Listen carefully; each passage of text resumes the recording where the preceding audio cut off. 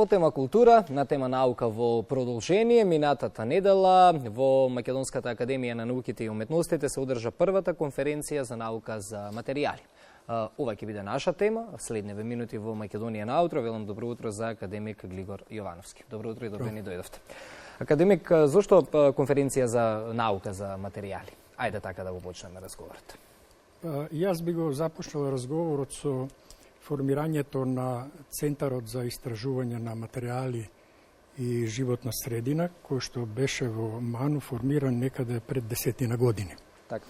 Целта беше да се рационализираат и да се интегрираат истражувањата од областта на животната средина и материјалите, ама преку обединување на кадрите кои што постојат на голем број факултети кај нас, а исто така во исто време и обединување на опремата.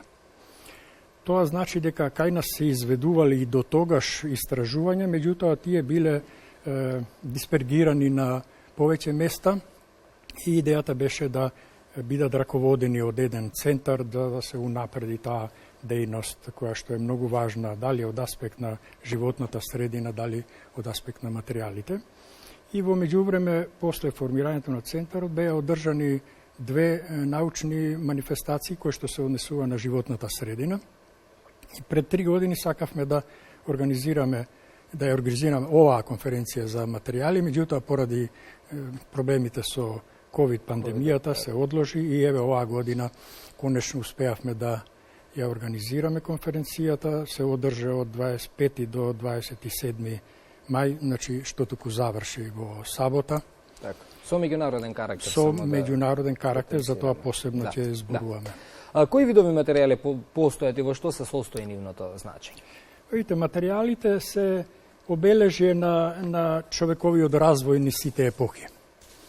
На самите почетоци нормално дека се користеле, се употребувале само природни материјали, например камен, кожа, глина.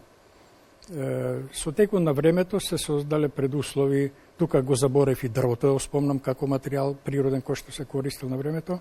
Со текот на времето луѓето сватиле дека може да интервенираат врз материјалите и да создадат нови материјали, па така дошло до она доба што ја нарекуваме како деца сите знаеме бронзана доба или бронзен период од развојот на човештвото.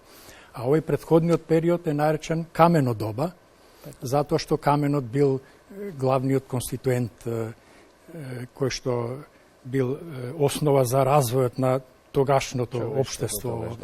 Па после доаѓа железното доба, па челичното доба и се до денешно време кога периодот од крајот на 20-тиот век и 20 и почетокот на 21-виот век се карактеризира со употреба на силициумот и затоа се нарекува и ера на силициумот. Овој период во кој живееме има толку многу материјали да не постои некој кој што се издвојува и по него да се нарече периодот на развојот на општеството. Да, како што било. Инаку материјалите се делат по разни основи, се класифицираат. Зависно од тоа дали станува збор за структурата на материјалите, дали е во прашање нивниот хемиски состав, начинот на употребата или за што се употребуваат, според нивните својства и така натаму. Јас во оваа прилика нема да должам многу, ќе спомнам само една од тие класификации, која што покрива многу голем број на материјали. Тоа е класификацијата која што е заснована на структурата на материјалите. По тоа се подразбира начинот на распоредот на атомите, ионите или молекулите во рамките на кристалните материјали. И тука спаѓаат пред се металните материјали, после керамиката, композитните материјали, полимерите, стаклата се посебна категорија на материјали исто така. Потоа тука спаѓаат биоматеријалите, полуспроводниците, наноматеријалите и во последно време се многу пропулзивни и често спомнувани, се сметат како материјали на иднината, така наречените паметни материјали или интелигентни материјали. Така. Кажавме пред малку начнавме, ќе навлеземе малку повеќе во деталите дека целата нели оваа конференција имаше и меѓународен карактер, па би сакал да дознаеме кој беше и составот на предавачите на конференцијата. Да, овој пат ние оваа наша прва конференција ја организиравме на тој начин што не ги повикавме луѓето од светот што се заинтересирани да дојдат, туку на некој начин ја државме под контрола конференцијата, така да речам некој вид спортски вака термин да искористам, кога се вели диригиран жреб. Значи, ние ги биравме предавачите. Нашата цел беше врз основа на сознанијата што ги имаме за развојот на науката за материјали во светот, да ги избереме најдобрите од соодветните подрачја. И така избравме 8 пленарни предавачи од разни земји во светот, почнувајќи од Израел, Ирска, имаше присутни од Италија, од Јапонија, од Чешка, од Финска, од Соединетите Американски држави и имаше и еден учесник од Англија. Ама за да видиме како стоиме ние како држава, како земја Македонија во однос на развој на науката за материјали во светот, повикавме околу 20 на наши истражувачи од областта на материјалите да изнесат така наречени секцијски предавања, кои што се малку покуси, ама поголем број на предавачи, и тоа беше добра прилика да можеме, ајде да го употребам зборот, да се измериме со истражувањата во странство, да видиме на кој ниво сме ние и во која насока треба да продолжиме да ја развиваме науката за материјали кај нас. Така, и велите во споделената информација дека првото пленарно предавање по отварањето на конференцијата го одржа добитникот на Нобеловата награда по хемија во 2011 година. Тоа е можеби и најважниот настан во рамките на оваа манифестација што се одржа, бидејќи кај нас во Македонија воопшто, и според тоа и во МАНУ, во нејзината 57 годишнина, не дошол ни еден Нобеловец да држи предавање. Значи, ова беше прв пат случај да дојде Нобеловец, така што он е позната личност во светот на науката поради тоа што откри една посебна категорија на кристали, кои што ги нарекоа квази кристали. За нив малку подоцна јас ќе кажам неколку збора, дали е среќно избрано името да се нарекуваат квази кристали, но како и да е, засега во науката така се нарекуваат, иако самиот автор што ги откри не ги нарекува така. И ете, тоа беше голем настан, ние бевме почестени со тоа што прифати он да учествува на конференцијата и да го одржи пленарното предавање на самото отворење на конференцијата. Што се тоа квази кристали? Сега, тоа е вака комплексно прашање. Јас ќе се обидам на малку поедноставен начин да го објаснам тоа што представуваат квази кристалите. Ма историјата секогаш е во тоа сложените работи да може човек да ги објасни на едноставен начин за да бидат разбирливи за слушателите и гледачите. Видите, вака би рекол, да почнам со вистинските кристали, или тие што се нарекуваат сега реални кристали, што се познати со децении, со стотици години. И морам да напоменам дека над 1 милион структури на такви кристали се решени досега. Тоа значи дека е најдено како се распоредени во нив градбените единки. И постои една мерка за определување на структурата која што се нарекува елементарна келија. Тоа е еден паралелопипед кој што има димензија од неколку стотини пикометри. Тоа пикометар е 10 на минут 12 метри, за да се има вака представа за тоа колку е мала таа елементарна келија.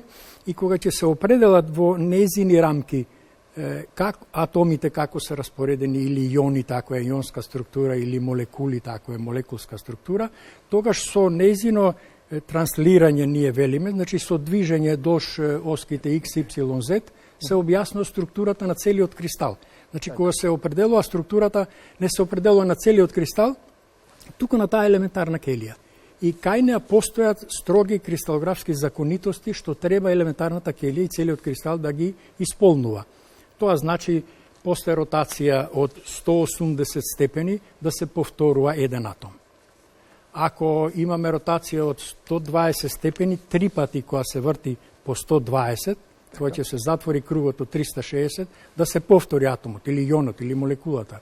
После оска од четврти ред, 4 пати по 90 и 6 пати по 60.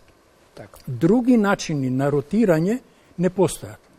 Така. Сега, кај квази кристалите, Шехтман, Нобеловецот што беше на предавање кај нас, откри дека во 1982 година дека со електронски микроскоп откри дека постојат кристали кои што манифестираат оска од 5 тирета.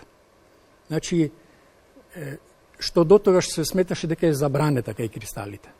Значи, да ротира градбената единка 5 пати по 72 степена и да се затвори кругот од 360 степени. Така. И трудовите му беа објавени 84 и 85 година и тоа предизвика голем бум во светската наука. Так. Можете да замислите, етаблираните научници од тоа подрачје не го прифаќаат тоа лесно. Имаше големи отпори, па дури и омаловажувања. Така се случи, например, еден од најголемите научници од областа на структурната хемија во тоа време, Лајнус Полинг, да го оспорува резултатот на Дан Шехтман и на една конференција каде што имало стотици присутни научна конференција, а седел таму некаде позади и откривачот на квазикристалите, Полинг извикал дека не постојат квазикристали, туку постојат само квазинаучници. Можете замислите каква навреда била во тоа време за откривачот на квазикристалите.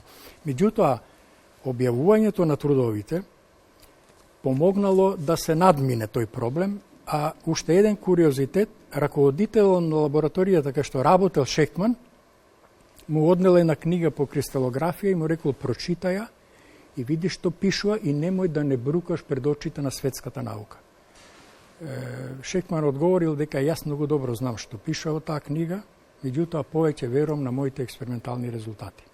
И така времето работело во негова полза и поминале 25-6 години, кога науката се повеќе сваќала и научниците дека тоа е реалност и во 2011 година во Шведска му е доделија Нобеловата награда и после падна во вода сите тие напади на личноста на Шехтман и така натаму. Да, значајна е посетата, затоа и малку повеќе се задржавме на неговото научно дело, на неговата посета кај нас, меѓутоа не беше дел само од конференцијата при посетата на Македонија. Нобеловецот Дан Шехтман имаше и други посети кај нас. Да, имаше тој. Одржа едно предавање на Институтот за хемија при Природно-математичкиот факултет, кое што се однесуваше беше наменето за млади, за студенти, се однесуваше за предприемаштвото кај младите. Така. И на некој начин за популаризација на хемијата, на физиката и сродните науки. Тоа беше прекрасно предавање, беше посетено од огромен број на студенти, над 200 беа дојдени во амфитеатарот и тоа беше првиот настан што се одржа. Потоа он искористи прилика да го посети во Скопје музеот на Холокаустот. Мислам дека присуствуваше и на Свечената академија по повод 74-та годишнина од формирањето на Универзитетот Свети Кирил и Методи. После беше применик и председателот на државата, господинот Стиопендаровски. Го посети локалитетот Стоби, потоа го посети Универзитетот Свети Климент Охридски во Битола, колку што јас знам, таму беше прогласен за почесен професор. Еден ден стаса да присуствува и во Охрид, колку што е можно за толку кратко време да посети некои знаменитости. И со какви импресии заминете при крајот разговорот тоа да дополниме од Македонија, ова негова прва посета на Македонија? Ова беше негова прва посета, па знаете што ние македонците сме познати по гостопримливоста и сите гости што доаѓаат се воодушевени со нашата топлина и вниманието кое што им го посветуваме на гостите. Так. Јас, ако има уште малку време, би сакал да спомнам... Да, имаме уште 3 минути до вести. Бидејќи квазикристалите, многу луѓе се прашуваат дали имаат некоја практична примена. Да, дали имаат практична примена, се извинувам, јас тоа прашање беше значи, кога ќе дојде до промена на структурата на материјалите, така? Веднаш доаѓа и до промена на нивните својства. Така што тие, например, покажано е дека имаат многу ниска електроспроводливост. И таа им се разликува во различни насоки на кристалот. После нивните термички својства се многу, термичката спроводливост е многу ниска и тоа значи дека ги прави погодни да се користат како изолациони материјали. Потоа, за овие материјали се знае дека имаат многу различни оптички и магнетни својства во споредба со класичните кристали или реалните кристали и тоа што може би е најбитно, може да се користат, например, за производство на садови за домаќинството, бидејќи покажуваат многу голем отпор при триење и голема цврстина. После се користат во авионската индустрија. Се користат за производство на лед светилки. И тоа што веројатно е најважно, покажано е дека адсорбираат водород. Водородот се смета за еден од енергентите на иднината. И тоа значи дека може да служат како материјал кај што ќе се депонира водородот, а тоа значи може да се произведуваат батерии, односно акумулатори, водородни да речеме. И знаете каков е подемот на индустријата на електроавтомобили во последно време и тоа значи дека ќе биде голема таа употреба. И тоа што е најважно, Шехман Бас во текот на неговиот престој ни пренесе дека ја посетил Рено, фабриката и ми се чини Фиат беше и таму било речено дека произвеле еден цилиндер за дел од моторот на Рено и Фиат возилата и му рекле дека ќе го тестираат неколку месеци, ми се чини дека повеќе од половина година можеби, за да видат како ќе се однесува тој материјал од квази кристали. И тој кога ги прашал дали мене ќе ме информирате какви се резултатите од тестирањето, му рекле не, бидејќи тоа ќе биде деловна тајна. Значи, откривачот на квази кристалите нема да има пристап до резултатите од анализата на материјалот што ќе биде користен. Ви благодарам, академик Јовановски, за гостувањето. Верувам ќе се видиме повторно на нова, исто така важна тема, не само за МАНУ, воопшто и за македонската наука. Ви благодарам и вам за поканата.